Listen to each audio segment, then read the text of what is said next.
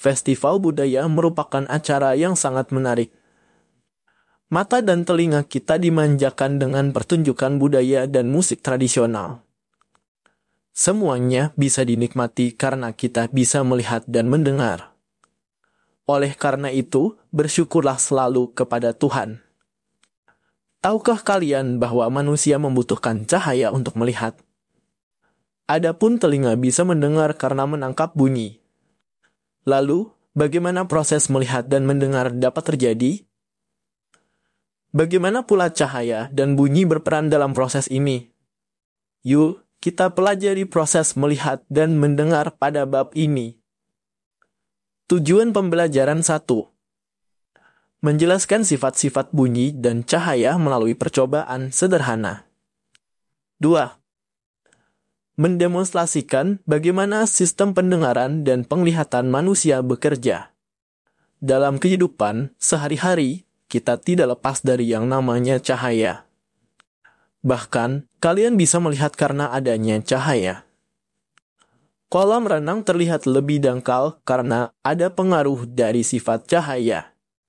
Yuk, kita pelajari bersama sifat-sifat cahaya. Pembahasan sifat-sifat cahaya.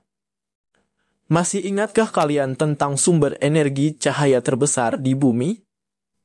Ya, matahari. Cahaya matahari merambat dari jarak yang sangat jauh untuk sampai ke bumi. Cahaya tidak membutuhkan media seperti udara, air, atau benda padat untuk bergerak.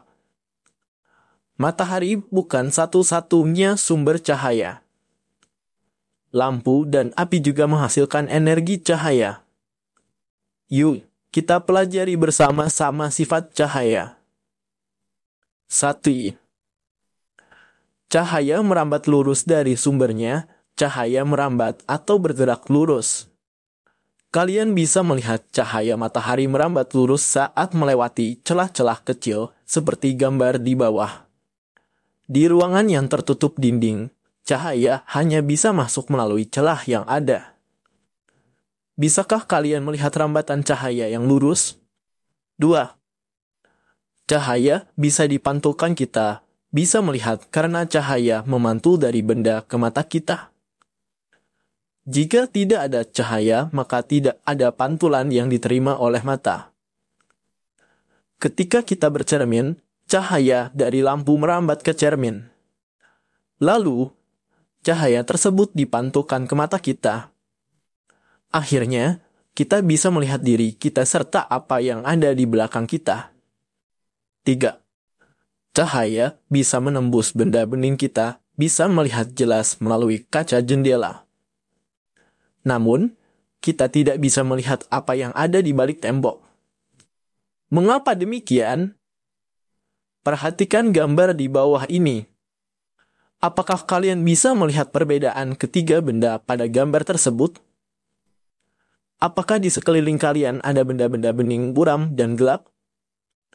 Cahaya bisa menembus benda-benda bening atau disebut juga transparan. Oleh karena itu, kita bisa melihat dengan jelas benda-benda tertentu melalui benda-benda transparan seperti kaca. Sebaliknya, cahaya tidak dapat menembus benda-benda gelap seperti contohnya tembok. Ada pula benda yang sedikit ditembus cahaya atau buram. Pada benda ini, cahaya hanya bisa menembus sebagian. Oleh karena itu, kita hanya bisa melihat benda dengan sama. 4. Cahaya bisa dibiaskan selain bisa menembus benda bening. Cahaya juga dapat dibiaskan atau diblokkan. Ketika menembus media yang berbeda, misal dari udara menembus ke air, cahaya bisa dibiaskan atau dibelokkan. Hal inilah yang membuat Aga, Ian, dan Banu melihat kolam renang lebih dangkal dari seharusnya. Ketika kalian mengamati ikan dalam kolam, posisi ikan yang terlihat oleh mata bukanlah posisi aslinya. Hal ini terjadi karena cahaya dibiaskan ketika menembus ke air. Peristiwa ini juga yang menyebabkan sendok terlihat bengkok ketika sebagian sendok dicelupkan dalam air. 5.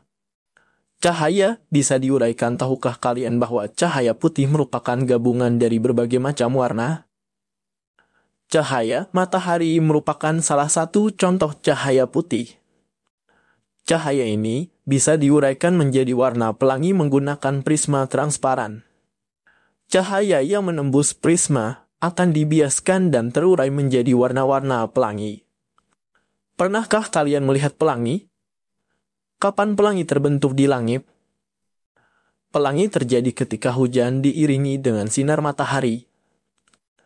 Air hujan bersifat seperti prisma yang akan membiaskan dan menguraikan cahaya matahari menjadi warna pelangi.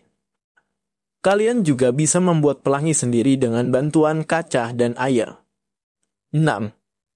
Ketika cahaya dihalangi, akan terbentuk bayangan cahaya merambat lurus dan tidak dapat berbelok.